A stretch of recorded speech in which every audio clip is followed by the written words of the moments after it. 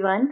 कल आप लोगों का एग्जाम है। Wish you all a very good luck. I wish कि जो आप लोगों ने पढ़ा हो वही एग्जाम में आ जाए। बस मेरी बहुत सारी शुभकामनाएं हैं। फ्रेश माइंड के साथ एग्जाम दीजिएगा, ठीक है। इसके अलावा मैंने सबका फीडबैक पढ़ा। आई नो कि बहुत सारे डाउट्स और क्वेरीज थे, बहुत सारे जैसे टॉपिक्स थे जिन पर क्लेरिफिकेशन की जरूरत थी या मुझे वीडियोस बनाने की जरूरत थी, जैसे फॉर्मेट्स वगैरह पर, लेकिन अनफॉर्चुनेटली ऐसा नहीं हो पाया। इस पूरे हफ्ते मैं भी बहुत बिजी थी और ये लास्ट हफ्ता था। लास्ट हफ्ता वो होता है जहाँ पे हमें पूरे साल जो पढ़ा है उसे कंसोलिडेट करने का समय होता है। ये नई चीजें पढ़ने का समय बिल्कुल नहीं होता है। और वैसे भी जिन्होंने जो तैयारी कर रहे होंगे उन्हें फॉर्मेट्स पता ही होंगे सारे। इसके अलावा मुझे ये भी लगता है कि लास्ट मिनट पे आप यूट्यूब वीडियोस देखो, फिर उनके साथ रिलेटेड वीडियोस देखो उनकी, तो रेलेवेंट से ज्यादा कहीं ज्यादा हम इरेलेवेंट स्टफ में टाइम वेस्ट कर देते हैं। तो वो भी एक पॉइंट था कि मैंने लास्ट में छोड़ दिया वीडियोस बनाना। ये समय होता है कि आप अपनी तैयारी करें, अपना पढ़ें, जो आपने पढ़ा है उसको कॉन्सेंट्रेट करें, ठीक है। इसके अलावा एक दो बात जो मैं कहना चाहती हूँ, ज्यादा टाइम वेस्ट नहीं होगा क्योंकि अभी तो बिल्कुल भी टाइम नहीं है। आप लोग में से कोई अगर बाई चांस ऐसा है जो सोच रहा है कि मैं एग्जाम देने नहीं जाऊं, तो प्लीज ऐसा मत कीजिएगा। फॉर्म भर दिया है तो एग्जाम जरूर देने जाइए। भले ही कुछ नहीं पढ़ा है, भले ही प्रिपरेशन नहीं है, पर एग्जाम देने जरूर जाइए। 25 साल ही एज लिमिट है ना, तो कोई चांस वेस्ट नहीं होगा आपका। तो प्लीज एग्जाम दे दीजिए, कुछ नहीं जाएगा, ठीक है। जिसने बहुत अच्छी प्रिपरेशन करी हो उसका भी एग्जाम बेकार जा सकता है। अगर सुबह आप कैसा परफॉर्म करते हैं सब कुछ उस पर डिपेंड करेगा। सुबह जब आप एग्जाम हॉल में एंटर करते हैं तो आपका मेंटल लेवल क्या है, मेंटली आप कितना स्ट्रांग है, सब कुछ उस पर डिपेंड करता है। खुश मूड से जाओगे, अच्छे मूड से जाओगे तो पेपर ऑफ कोर्स अच्छा होगा। अगर नहीं भी आते होंगे क्वेश्चन तो आप लॉजिकली आप कोई ना कोई आंसर मार्क कर सकते हैं। लॉजिकली आप लोग सोच के कि क्या आंसर हो सकता है अच्छा गेस कर सकते हैं। नहीं तो अगर आपका मॉरल ही डाउन होगा तो आते हुए क्वेश्चंस भी गलत हो जाएंगे, राइट। दूसरी चीज, please take a good sleep. रात को सो जाइएगा, कम से कम 4-5 घंटे जरूर सोइए। 5 घंटे, इससे ज्यादा तो सबको पढ़ना होगा ना, रात में 2-3 बजे तक तो सब पढ़ेंगे।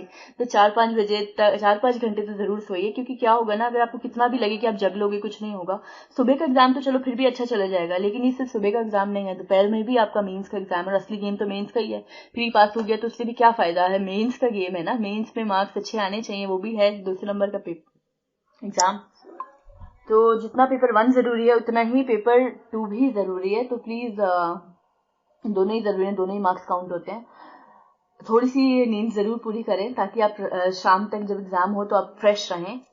कुछ खा के जरूर जाएं सुबह सुबह, थोड़ा बहुत पानी पीते रहें। गर्मी बहुत ज्यादा है, सेंटर्स जनरली काफी दूर पड़ते हैं तो इतना ट्रैवल करने में ही हालत खराब हो जाती है। That's it, okay, so all the best. इसके अलावा अच्छा 3-4 चीजें और मैं थोड़ा ध्यान रख लीजिएगा। जब आर्ग्यूमेंट राइटिंग करते हैं तो काफी लोगों ने पूछा, मैं सिर्फ वर्बली बता देती हूँ, अभी तो इतना टाइम नहीं है। अगर किसी को थोड़ा सा लास्ट मिनट पे डाउट होगा तो वो सॉल्व हो जाएगा। आर्ग्यूमेंट जब आप लिखते हैं, आर्ग्यूमेंट राइटिंग, तो जैसे आप ऐसे लिखते हैं, ऐसे में आप क्या करते हैं, मैंने आपको क्या बताया था, पहले आप पॉजिटिव्स भी लिखते हैं, नेगेटिव्स भी लिखते हैं, और आंसर आपका फाइनली जो कंक्लूजन होगा वो एक बैलेंस्ड अप्रोच होती है, ठीक है। ऐसे लिखते समय आप इंट्रोडक्शन लिखते हैं, थोड़ा सा जनरल चीजें, पॉजिटिव्स, नेगेटिव्स, और लास्ट में बैलेंस्ड व्यू। तो सेम चीज आर्ग्यूमेंट में भी लिखते हैं। पहले 3 लाइनें, पहले 2-3 लाइनें आप लिखेंगे, थोड़ा सा इंट्रोडक्शन। मान लो कोई भी टॉपिक आ जाए तो ये चीज हम डिस्कस कर चुके कि इंट्रो आप कैसे लिखेंगे। अगर आपने ब्रॉडली हर थीम के बारे में थोड़ा थोड़ा डेटा पढ़ा है, मान लो आप हेल्थ के बारे में है तो आपने नेशनल हेल्थ पॉलिसी जब पढ़ी होगी तो आपके पास थोड़ा सा डेटा होगा कि कितने लोग बीमार पड़ते हैं, कितने मर जाते हैं, IMR क्या है, ये सब थोड़ा बहुत तो पढ़ा ही होगा। तो वो आप डेटा वहां से कोट कर सकते हैं। एजुकेशन के बारे में पढ़ा है या पॉवर्टी के बारे में पढ़ा है तो मान लो पॉवर्टी या कुछ, पॉवर्टी तो हर जगह यूज हो जाता है ना। कोई स्कीम चलाई हो, यूनिवर्सल बेसिक इनकम देनी चाहिए कि नहीं देनी चाहिए, मान लो ये आर्गुमेंट राइटिंग में क्वेश्चन आ जाए आपका फॉर और अगेंस्ट में कि क्या यूनिवर्सल बेसिक इनकम देनी चाहिए कि नहीं देनी चाहिए। तो आपने पॉवर्टी के बारे में, मान लो आपने यूनिवर्सल बेसिक इनकम के बारे में आज तक डेटा नहीं पढ़ा है, लेकिन आपने पॉवर्टी के बारे में पढ़ा हुआ है, तो आपको पता है कि कितने % लोग बिलो पॉवर्टी लाइन है और कितना क्या है, ठीक है। तेंदुलकर कमेटी या कोई भी कमेटी रिपोर्ट आप, हाँ, रेफरेंसेस जरूर कोट करने हैं, ठीक है। ये एक चीज थी जो कॉलेज डेज में मैं अपने ये यूज करती थी, और हमें मतलब ऐसा करवाया जाता था कि जब भी हम कोई आंसर लिखते हैं तो ब्रैकेट में उसका सोर्स कोट करते थे। तो उस जमाने में हम रिसर्च पेपर से आंसर्स लिखा करते थे, तो हम साइड पर रिसर्च पेपर का नाम कोट करा करते थे ब्रैकेट में। तो यही चीज अगर आप अपने आंसर राइटिंग में भी फॉलो करो तो बहुत अच्छे आपके स्कोर एकदम से अच्छा हो सकता है, ठीक है।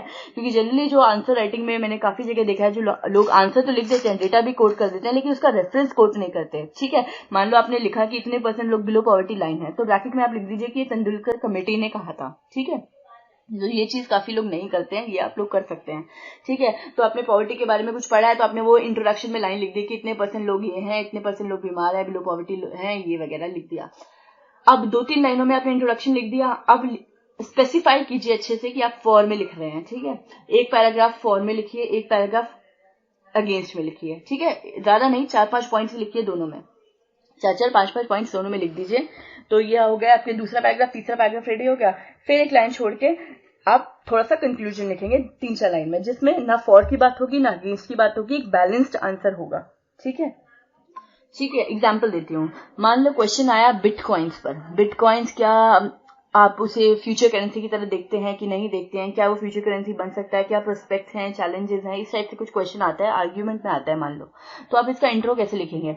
इंट्रो में मेरे ख्याल से अगर मैं होती तो मैं ये लिखती कि जो अभी हम ऑनलाइन ट्रांजैक्शंस करते हैं उसमें जो 2 मेन पॉइंट्स हैं, जो 2 इंपॉर्टेंट चीजें हैं, वो है कन्वीनियंस और एक है सिक्योरिटी। तो maybe I would write something like this, that convenience and security are the 2 most important sides of the same coin in case of every online transaction, and many a times convenience wins over the security। ठीक है, वैसे मैंने भी ये line कहीं पढ़ी थी, क्योंकि जनरल में पढ़ रही थी 3-4 दिन पहले, तो वहां पर मैंने ये लाइन पढ़ी थी। ठीक है, if you want me I can write it's link in the description box. वैसे तो अभी टाइम नहीं है, बट अगर फिर भी अगर किसी ने लास्ट मिनट, अच्छा ठीक है, अगर अभी तक भी किसी ने बिटकॉइन और बिग डेटा पे अभी तक कुछ प्रिपेयर नहीं किया तो प्लीज देख लेना थोड़ा सा। वैसे तो अभी लास्ट मिनट ही है, लेकिन अभी तक कर लिया होना चाहिए। लेकिन अगर ये 2 टॉपिक्स पे नहीं देखा है तो देख लो, सबसे ज्यादा इंपॉर्टेंट टॉपिक्स हैं। ठीक है, शायद मुझे लगता है कि इनमें से कोई एक टॉपिक तो जरूर आना चाहिए। ठीक है, तो ये मैंने इंट्रो करके ऐसे लिखा कि उसे कंपेयर किया जा रहा है प्रेजेंट करेंसी सिस्टम से।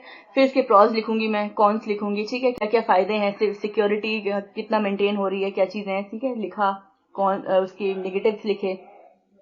लास्ट में कंक्लूजन लिखूंगी। कंक्लूजन क्या लिखूंगी? ये नहीं लिखूंगी कि लीगलाइज कर देना चाहिए कि नहीं कर देना चाहिए। आई वुड राइट कि गवर्नमेंट रेगुलेशन की जरूरत है।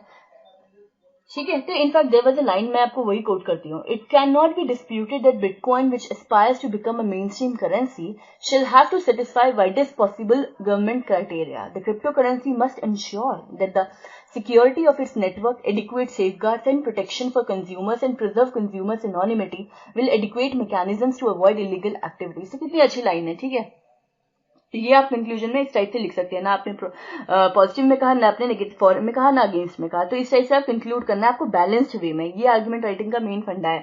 स्टार्टिंग में इंट्रोडक्शन देंगे आप, थोड़ा सा जनरल, प्रॉज लिखेंगे, कॉन्स लिखेंगे, मतलब फॉर अगेंस्ट लिखेंगे, और लास्ट में एक बैलेंस्ड व्यू में कंक्लूड कर देंगे। अच्छा, ये लाइन जो मैंने बोली ये काफी अच्छी लाइन थी। अगर आपने पढ़ी हुई है, याद की हुई है, आप कहीं पे भी छेप सकते हैं। मान लो साइबर सिक्योरिटी पे क्वेश्चन आ जाए, साइबर सिक्योरिटी हमेशा न्यूज में रहता है। ठीक है, साइबर सिक्योरिटी पे कोई चीज आ जाए तो आप उसके कंक्लूजन में भी डाल सकते हैं कि हाँ एडिक्वेट सेफगार्ड होने चाहिए, रेगुलेशन होना चाहिए। ठीक है, कंज्यूमर्स की प्राइवेसी और ये सब मेंटेन होना चाहिए, तो कहीं पर भी डाल सकते हैं आप। ठीक है, सोशल मीडिया के ऊपर कुछ क्वेश्चन आ जाए तो लास्ट में उसमें भी डाल सकते हैं कि प्राइवेसी कंसर्न्स कितने सारे हैं, उसके लिए कुछ करना चाहिए। मार्क्स आपको दिलाने, फॉर एंड अगेंस्ट में पॉइंट्स आपको सबको मिल जाएंगे। मार्क्स जो दिलाने वाली चीज होती है वो आपके इंट्रोडक्शन का, अगर आप थोड़ा सा फैक्चुअल डेटा कोट कर दे तो इस बारे में हम ऑलरेडी एक पिछली वीडियो में डिस्कस कर चुके हैं कि ये कैसे आएगा। जनरली ब्रॉड थीम्स पे अगर आपने सब कुछ पढ़ा होगा तो आपके पास कुछ ना कुछ होगा लिखने के लिए, कहीं ना कहीं किसी न किसी चीज से आप लिंक करके लिख सकते हैं। ये तो हो गई आर्गुमेंट राइटिंग की बात। ठीक है, अब coming with the report writing. Report writing में क्या होता है? रिपोर्ट राइटिंग के फॉर्मेट पे लोगों को बहुत क्वेश्चन है। ऊपर तो आप अगर लिखा हुआ होगा रिपोर्ट का कुछ भी टॉपिक अगर क्वेश्चन में दिया हुआ होता है तो आप लिखेंगे। ठीक है, उसके बाद फॉर्मेट क्या है? लेफ्ट साइड पे आप पहले लिखेंगे प्लेस, जैसे मान लो दिल्ली है, न्यू दिल्ली लिखा, कॉमा डाला, डेट डाली आज की, and start writing the things. ठीक है, दिस इज द फॉर्मेट, और कुछ नहीं होता। रिपोर्ट 2 तरीके की होती है, न्यूज़पेपर रिपोर्ट होती है, फॉर्मल इनफॉर्मल रिपोर्ट्स होती है, राइट। जनरली जो आती है वो न्यूज़पेपर रिपोर्ट्स आती हैं। अब काफी लोग मतलब मैंने कई जगह देखा लिखा होता है कि पास्ट टेंस में लिखो, या इनएक्टिव वॉइस में लिखो, या इसमें लिखो, इसमें, ऐसा कुछ नहीं होता है। It depends, all depends on the topic कि आपको पास्ट टेंस में लिखना है या प्रेजेंट टेंस में लिखना है। ये चीजें पे आप मतलब जनरली जो लोगों ने दिया होता है कि रिपोर्ट को हमेशा पास्ट टेंस में लिखा जाता है, ऐसा कुछ नहीं होता है। It depends on the topic. अगर आप मान लो न्यूज़पेपर रिपोर्ट जो होती हैं, मान लो किसी टेररिस्ट अटैक के बारे में है या कोई एक्सीडेंट हुआ है उसके बारे में, तो जो घटना ऑलरेडी पास्ट में घट चुकी है तो ऑब्वियसली बात है कि हम पास्ट टेंस में ही लिखेंगे। अगर कोई प्रेजेंट सिचुएशन आई है, जैसे पिछली बार क्वेश्चन था, पिछली बार क्या था, वो था येमेन वाला रेस्क्यू का था ना, येमेन के ऊपर, तो वो तो घटना घट चुकी थी, तो हम ऑलरेडी तो इसलिए हमने पास्ट टेंस में लिखा। साथ में रिसीडिंग ग्लेशियर्स वाला टॉपिक था, तो वो तो प्रेजेंट चल रहा है ना, ग्लोबल वार्मिंग या ये सब तो अभी भी चल रहा है और आगे फ्यूचर में भी चलेगा, तो प्रेजेंट कंटिन्यूअस में लिखेंगे उसे। तो it depends on the topic कि आपको किस टेंस में लिखना है, ठीक है। दूसरी चीज जो रिपोर्ट राइटिंग में है वो ये कि छोटे छोटे पैराग्राफ लिखिएगा। अगर आपने नोटिस किया हो, देखो ये काफी लोगों का क्वेश्चन था, अभी तो टाइम नहीं है बट फिर भी मैं बोल रही हूँ कि न्यूज़पेपर रिपोर्ट कैसे लिखना है। अगर किसी को देखना हो ना तो न्यूज़पेपर उठाओ एंड जस्ट सी इट। ये एक ऐसा टॉपिक है जिसपे डाउट होना ही नहीं चाहिए, क्योंकि इतना कंटेंट ऑलरेडी अवेलेबल है। हर रोज के हर न्यूज़पेपर में 50 आर्टिकल्स होते हैं, all they R report writings only ना, तो आप उसमें से देख सकते हैं तो क्या लिखा होता है, क्या देखते हैं हम उसमें, बहुत ज्यादा फैक्चुअल डेटा होता है, तो उसमें फैक्चुअल डेटा लिखना है। इसमें कंसेप्चुअल चीजें नहीं लिखनी है, आपको अपनी ओपिनियन नहीं लिखनी है, फैक्चुअल डेटा लिखना है, ठीक है। छोटे छोटे पैराग्राफ होते हैं, ये चीज भी अगर आप ऑब्जर्व करो तो स्मॉल स्मॉल पैराग्राफ लिखने। मिनिमम मैं जो सजेस्ट करूंगी वो ये कि आपको कम से कम आप 4 पैराग्राफ लिखिए रिपोर्ट राइटिंग में, कम से कम आप 4 पैराग्राफ तो लिखिए ही, ठीक है। जब आपने डेट मतलब प्लेस और डेट डाला, कॉमा डाला, प्लेस डेट डाल के आप जो लिखना शुरू करेंगे तो पहला पैराग्राफ सिर्फ 2-3 लाइनों में खत्म कर दीजिए, 3 लाइनों में खत्म कर दीजिए। उन 3 लाइनों में आपको क्या स्पेसिफाई करना है कि क्या हुआ है, कब हुआ है, कैसे हुआ है, क्यों हुआ है, ठीक है। मतलब वो कहते हैं ना व्हाट, वेयर, व्हाई, ऐसे करके जो होता है। फॉर एग्जाम्पल अगर मैं दूं तो जैसे आप लोगों को याद होगा कि there was an very unfortunate incident last week जो हुआ कि अमरनाथ जाती हुई बस पर टेररिस्ट अटैक हुआ। तो अगर आपको पहले इसके बारे में रिपोर्ट लिखनी है तो आप कैसे लिखेंगे? पहली लाइन जिसमें ये होना चाहिए कि व्हाट, व्हेन, वेयर, हु, ये 4 चीजें होनी चाहिए। तो आप सिर्फ 2 या 3 लाइनों में लिखेंगे कि जम्मू एंड कश्मीर अनंतनाग डिस्ट्रिक्ट थी ना शायद, हाँ, जम्मू एंड कश्मीर अनंतनाग डिस्ट्रिक्ट में अमरनाथ की यात्रा पे जाती हुई बस पर टेररिस्ट अटैक हुआ जिसमें 7 लोग मरे और 32 लोग इंजर्ड हुए, या इस टाइप से जो भी डेटा होगा, मुझे अभी ध्यान नहीं है, इस टाइप से। तो इस 2-3 लाइनों में ही, मतलब एक ही लाइन थी, 2-3 लाइनों में लिखा मैंने, इसी में चारों चीजें कवर हो गई कि क्या हुआ, क्यों हुआ, मतलब व्हेट, व्हेन, वेयर, हु, चारों चीजें इन्वॉल्व हो गई। हु मतलब कौन सी पार्टीज इन्वॉल्व थी, टेररिस्ट लोग इन्वॉल्व थे, जो जा रहे थे पिलग्रिम्स वो इन्वॉल्व थे। वेयर कहाँ पर हुआ, जम्मू एंड कश्मीर अनंतनाग डिस्ट्रिक्ट में हुआ। व्हेन कब हुआ, मान लो मंडे हुआ या लास्ट वीक या यस्टरडे हुआ, तो राइट यस्टरडे इट हैपेंड, तो इस टाइप से लिखना है। या 1 महीने पहले की बात है तो 1 मंथ अगो, इस टाइप से व्हेन भी इन्वॉल्व हो गया। और व्हाट क्या हुआ, टेररिस्ट अटैक हुआ, ये आपने पहली 2-3 लाइनों में लिख दिया कि क्या हुआ, कैसे हुआ। अब सेकंड पैराग्राफ में आप ये लिखना स्टार्ट करेंगे, उससे थोड़ा डिटेल्स देंगे कि क्या हुआ। हुआ क्या था, मेरे ख्याल मुझे ध्यान हो तो हाँ, ये हुआ था ना कि पहले पुलिस पार्टी पे अटैक किया था उन्होंने, फिर वहां से फायरिंग हुई, फिर वो वहां से फ्ली कर, फिर वहां से एक बस आ रही थी, फिर उस पर उन्होंने फायरिंग करनी स्टार्ट कर दी। तो इसको थोड़ा सा एक्सप्लेन करेंगे 1-2। So you can write like this, ठीक है। टेररिस्ट ने पहले पुलिस के एक बंकर पर अटैक किया, फिर क्या लिखेंगे, terrorist attack the bunker of the police at Anantnag, comma, a police official said. उन 2-3 लाइन में आप क्या लिखेंगे, उन 2-3 लाइन में आप 4 चीजें स्पेसिफाई करेंगे, व्हाट, व्हेन, वेयर, हु।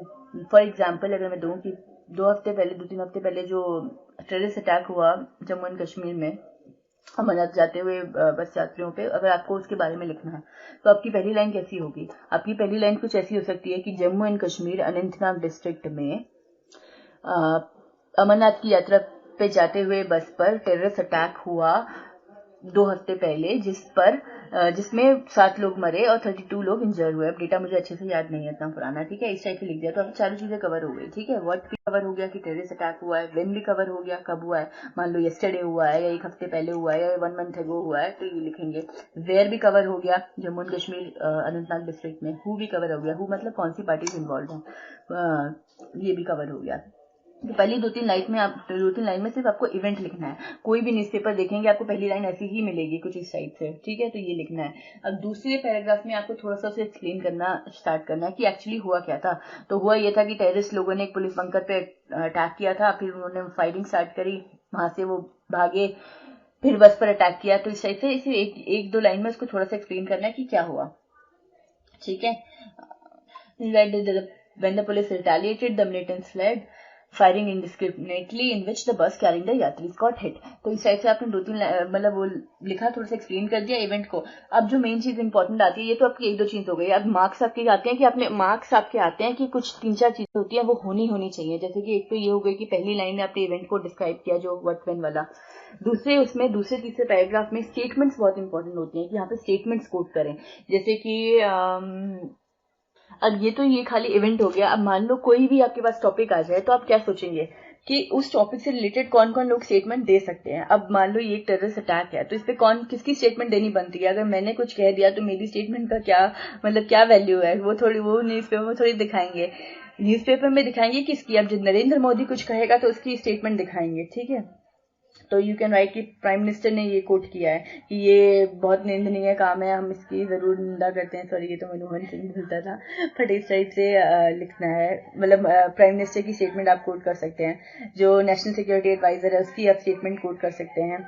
जो आर्मी के चीफ जनरल हैं इनकी स्टेटमेंट, क्योंकि ये सिक्योरिटी का इशू है तो इसलिए आर्मी चीफ जनरल इन सब की स्टेटमेंट कोट कर सकते हैं। मतलब उस इंसिडेंट से इन्वॉल्व जो लोग हैं सिर्फ उनके आप डेटा उनकी स्टेटमेंट्स कोट करेंगे। अब पिछली बार जैसे वो रेस्क्यू अटैक कह रही हूँ, पिछली बार जो यमन से हमने अपने लोगों को रेस्क्यू करवाया तो उसमें कौन कौन इन्वॉल्व होता है। एक तो आर्मी के लोग इन्वॉल्व हो सकते हैं, आर्मी जनरल, और दूसरा कौन होता है, फॉरेन मिनिस्ट्री इन्वॉल्व हो सकती है, ठीक है, external ministry, ministry of external affairs का किसी बंदे की आप कोई स्टेटमेंट कोट कर सकते हैं कि ये बोला। तो आपको ये देखना है कि उस इवेंट से रिलेटेड जो भी इवेंट जिस पे भी आपका टॉपिक आया है उससे रिलेटेड कौन कौन ऐसे बड़े लेवल के बंदे हो सकते हैं जिनका स्टेटमेंट आप इंक्लूड कर सकते हैं, तो वो आपको कोट करना है।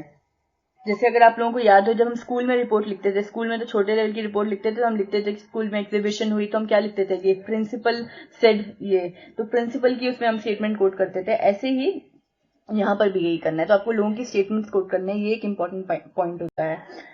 कोई भी फैक्चुअल डेटा अगर आपको बाई चांस याद आ रहा है तो आप उसे कोट कर सकते हैं, ठीक है। कुछ हेल्थ के ऊपर है तो हेल्थ मिनिस्टर का कोड डाल दिया, एजुकेशन पर है तो मिनिस्ट्री ऑफ एचआरडी में मतलब एजुकेशन मिनिस्टर का कोड डाल दिया। तो इस टाइप से आपको रिलेटेड बंदों के कोटेशन डालने हैं, स्टेटमेंट्स डालनी है, ये चीज करनी है। लास्ट में इसका ऐसे की तरह हम कंक्लूजन नहीं देते हैं, एक कंक्लूडिंग स्टेटमेंट जरूर लिखते हैं, लेकिन वो कंक्लूजन हमारा नहीं है, वो कंक्लूडिंग स्टेटमेंट लिखते हैं, ठीक है। तो जैसे सेकंड थर्ड पैराग्राफ में आपने ये सब इंक्लूड कर दिया, डिस्क्रिप्शन दे दिया, इवेंट का डिटेल डिस्क्रिप्शन दे दिया, इंसिडेंट दे दिया कि क्या प्लेस है, रीजन है, मतलब नाम यहाँ पे फैक्चुअल इन्फॉर्मेशन इंपॉर्टेंट है, तो प्लेसेस, रीजन, ये सब डाल दिए, क्या रिजल्ट निकला उसका, क्या आउटकम निकला, ये सब लिख दिया।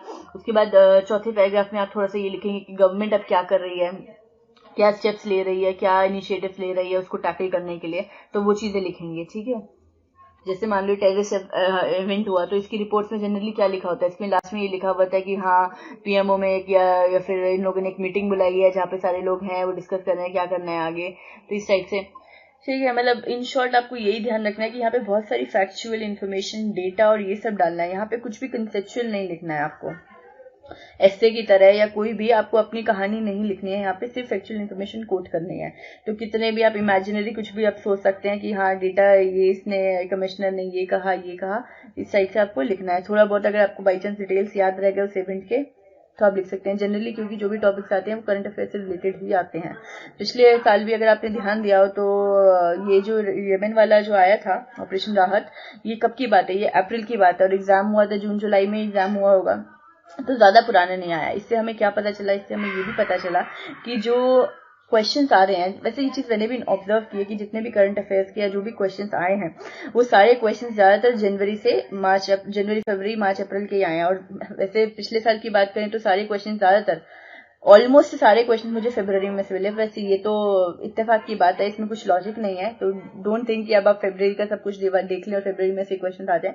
लेकिन पिछले साल ये बात हुई थी, तो हम इससे एटलीस्ट इतना तो इन्फर कर सकते हैं कि रिसेंटली ही करंट अफेयर्स में से मेजोरिटी क्वेश्चन आ रहे हैं मेजरली, पुराने में से भी आ रहे हैं, लेकिन मेजरली जो रिसेंट मंथ्स है एग्जाम से कुछ 4 महीने पहले उसमें से ज्यादा क्वेश्चंस आ रहे हैं। कोई ना कोई जो आपका रिपोर्ट राइटिंग है वो भी आएगा क्वेश्चन, वो भी इन्हीं मंथ्स में से करंट अफेयर्स में से कुछ ना कुछ आ जाएगा।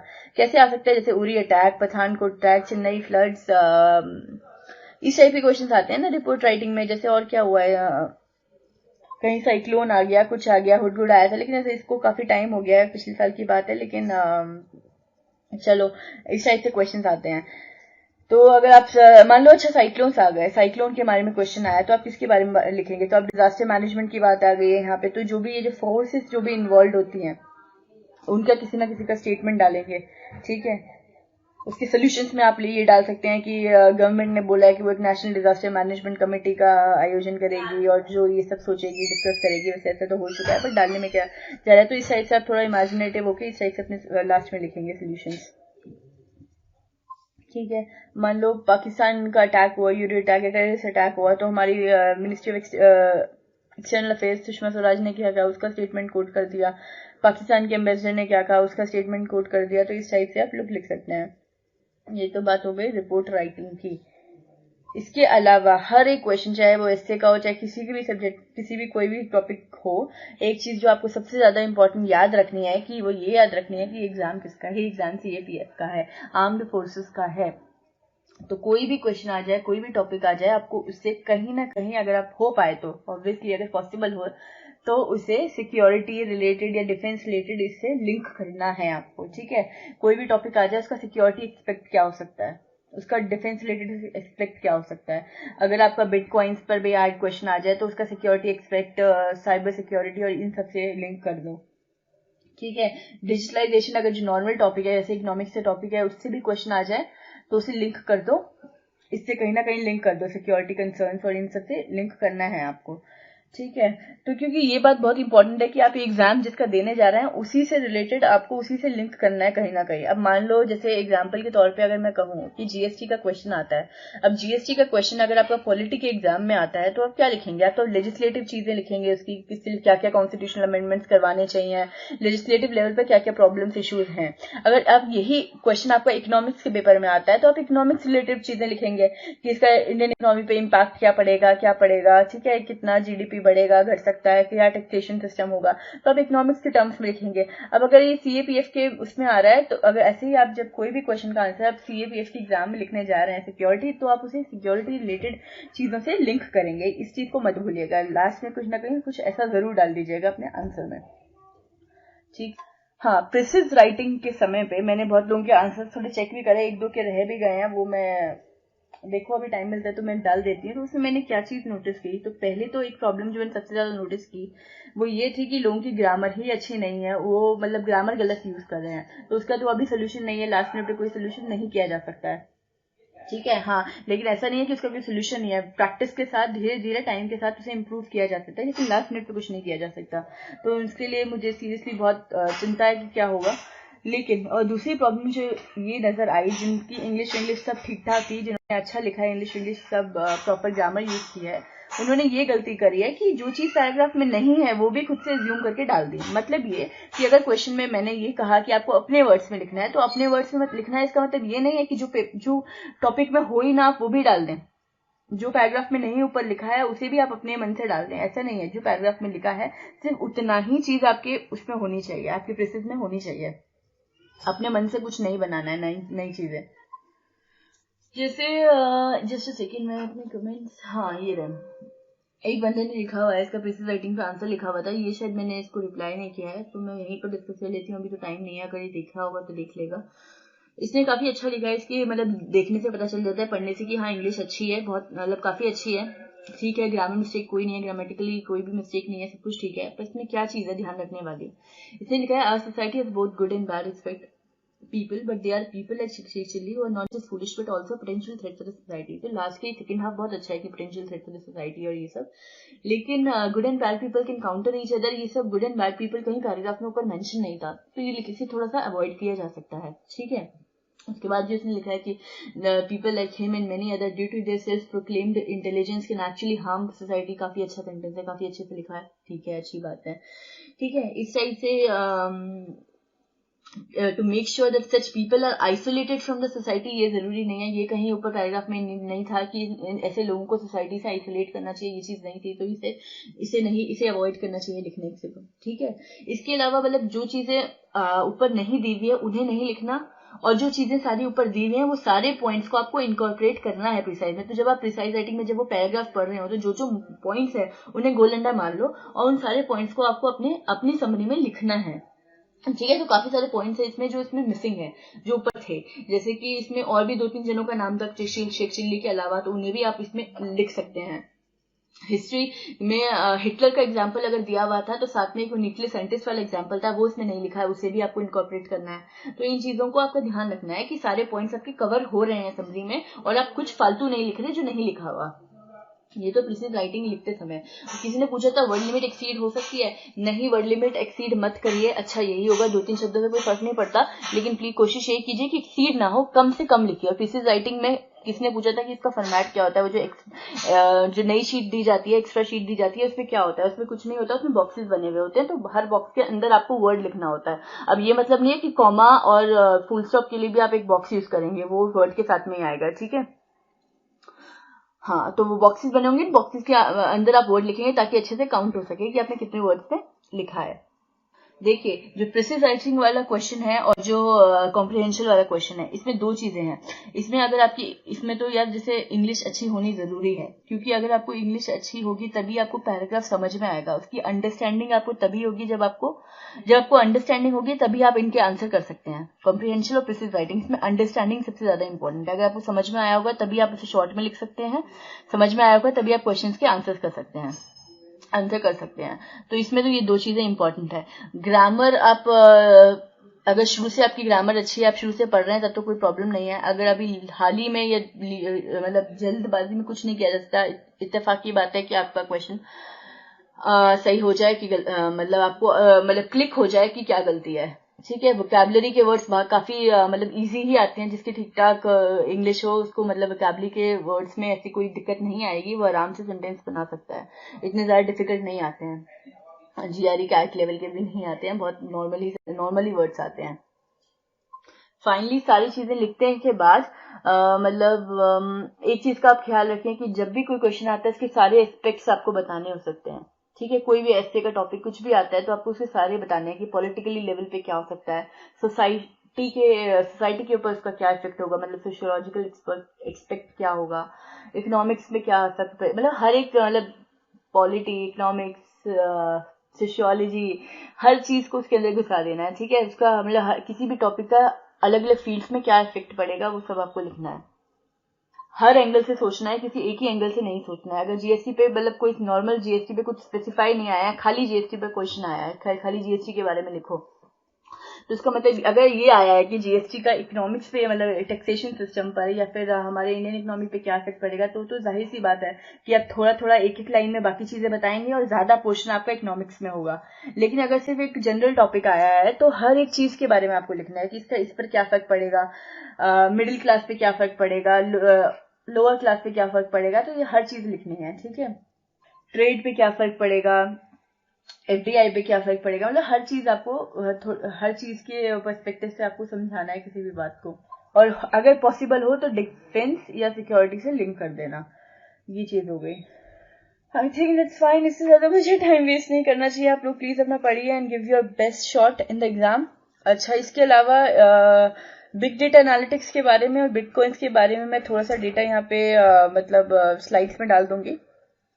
तो अगर आपने पढ़ लिया है तो अच्छी बात है, अगर नहीं पढ़ा है तो इसको आप एक बार देख लीजिएगा। इसमें खाली इंपॉर्टेंट पॉइंट्स लिखे हैं, तो आपके ध्यान में रहेंगे, तो कुछ भी क्वेश्चन आता है तो आप लिख सकते हैं, ठीक है। इसको मैं अटैच कर देती हूँ, ठीक है। आप इसके बाद वीडियो बंद कर सकते हैं, और जिसको सुनना हो तो वो सुन सकता है। बिग डेटा एनालिटिक्स के बारे में थोड़ा सा डिस्कस कर लेते हैं। बिग डेटा एनालिटिक्स क्या होता है? Big data analytics large amount of data create होता है, ठीक है। इस समय हर जगह से, फेसबुक से, सोशल मीडिया से, न्यूज़पेपर, मीडिया रिपोर्ट्स, लोगों से जो सर्वे करा जाता है, हर तरीके के सोर्सेज से बहुत सारा डेटा जनरेट होता है। उस डेटा का क्या फायदा जब तक कि उसको एनालाइज करके उसकी इन्फॉर्मेशन, उससे मीनिंगफुल इन्फॉर्मेशन ना निकले और उससे हम कोई डिसीजन ना बेस करें। मतलब एग्जांपल देती हूँ, अब मैंने सोचा मैं यूट्यूब चैनल स्टार्ट करूं। मैंने इनिशियली 2-3 वीडियोस डाले, कुछ नहीं हुआ, किसी पे 10 व्यू आए, किसी पे 15 व्यू आए, कुछ फायदा नहीं हुआ। तो मैंने सोचा थोड़ी मार्केट स्टडी करती हूँ।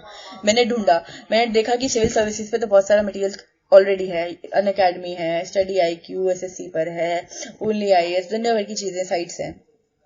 ऑलरेडी इतना सारा डेटा इंक्लूडेड है। अब मैंने देखा कि अब CAPF एग्जाम आने वाला है, तो यहाँ पे 2 पॉइंट्स मुझे दिखाई दिए। एक तो CAPF एग्जाम बहुत पास में है, तो लोग ज्यादा ढूंढते हैं। पहले से तो खैर पढ़ते हैं, पढ़ने वाले पहले से पढ़ते हैं, लेकिन कुछ लोग होते हैं जिन्हें 1 महीने पहले होश आता है कि यार एग्जाम भरा था, पढ़ना है, तो वो लोग लास्ट मिनट पे ज्यादा सर्च करते हैं। तो एक CAPF एग्जाम पास में है, वो चीज है। दूसरी चीज मैंने देखी, CAPF पे जब मैंने कंटेंट गूगल किया तो उतना ज्यादा कंटेंट अवेलेबल नहीं था।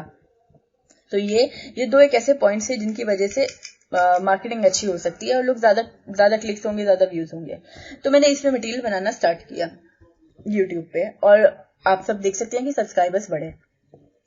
तो ये क्या है, ये एक तरीके से बिग डेटा एनालिटिक्स ही है। तो ये तो शुरुआती मतलब बहुत ट्रेडिशनली होता आ रहा है, 100 साल से होता आ रहा है। लोग यही देखते आ रहे हैं कि क्या चीज चलेगी मार्केट में, क्या नहीं चलेगी, उस सब पर बेस करके अपना प्रोडक्ट लॉन्च करते हैं और चलता आ रहा है। अब बस उसको एक नई टर्म दे दी है, बिग डेटा। ठीक है, तो वही सारी चीजें हैं। लार्ज अमाउंट मैंने क्या करा, मैंने ये सब ढूंढने के लिए यूट्यूब पे गूगल किया, यूट्यूब किया, फेसबुक पे डाला, लोगों से क्वेरीज पूछी कि आपको किस तरीके का कंटेंट पसंद है, आपको क्या पसंद आ रहा है, लोगों से फीडबैक मांगा, सर्वेस भर पाए। तो यही सारी चीजें से जो इन्फॉर्मेशन बहुत सारी जनरेट होती है, उन्हें एनालाइज किया बैठ के, और उन्हें एनालाइज करके मुझे ये 2 चीजें पता चली कि CAPF का मटेरियल काफी ज्यादा चलेगा, और मैंने उस पर अपना डिसीजन लेके वीडियोस बनाई। तो ये पूरा एक एग्जांपल है बिग डेटा एनालिटिक्स का। ठीक है, इसमें आपको पेपर में आपको आंसर लिखना है ना, तो इसमें क्या क्या चीजें आप डाल सकते हैं।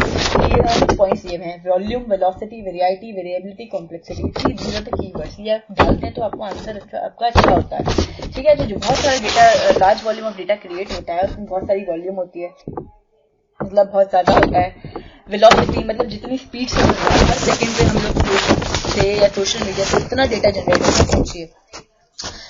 हर एक सेकंड में कोई ना कोई आर्टिकल पब्लिश हो रहा है, कोई ना कोई इन्फॉर्मेशन, कोई ना कोई सर्वे भरा जा रहा है, कोई ना कोई इन्फॉर्मेशन जनरेट हो रही है। तो वेलोसिटी कितनी है।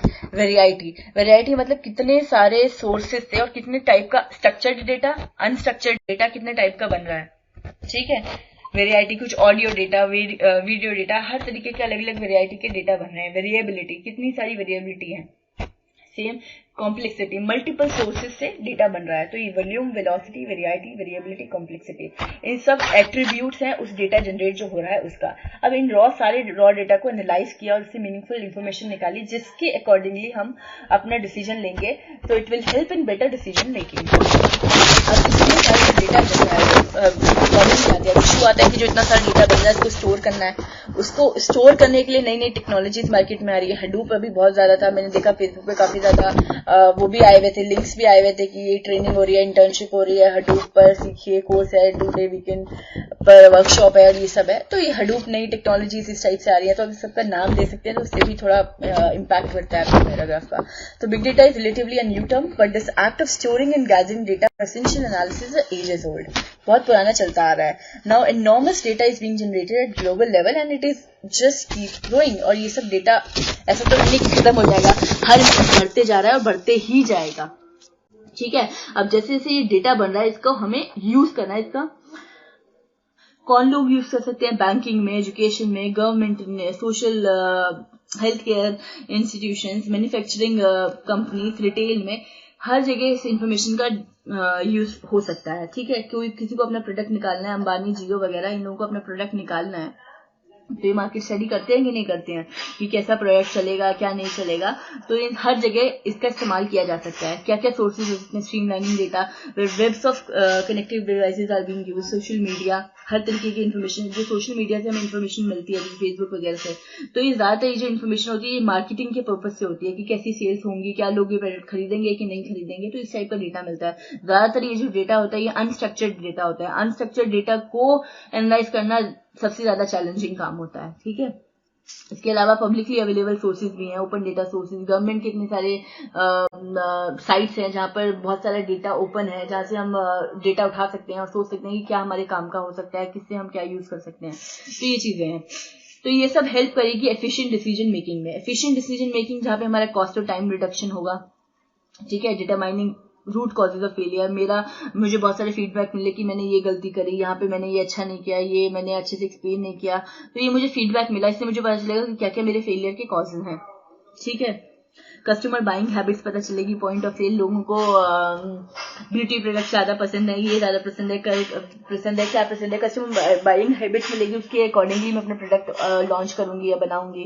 कहाँ कहाँ कुछ फ्रॉड हुए हैं वो पता चलेगा, तो it will help in detecting fraudulent behaviour also and so on. ठीक है, बिग डेटा का अगर बाई चांस कोई भी क्वेश्चन आ जाता है तो प्लीज आप इस एग्जाम्पल को देने मत भूलें। इकोनॉमिक सर्वे, इस साल की जो इकोनॉमिक सर्वे 2016-17 आया था, there was first estimate of flow of goods across the states based on the analyzing transaction level data। ठीक है, जीएसटी नेटवर्क डेटा से इन्होंने उठाया है डेटा, जिसके बेसिस पे इन्होंने ये देखा है कि कितना लोग माइग्रेट कर रहे हैं। ठीक है, रेलवेज का भी डेटा उठाया था, अगर आप लोगों को याद हो तो ये हमने एक वीडियो में डिस्कस किया है ऑलरेडी। रेलवे से डेटा उठाया था कि कितने लोग माइग्रेट कर रहे हैं विद इन स्टेट्स, एक जगह से दूसरी जगह पर।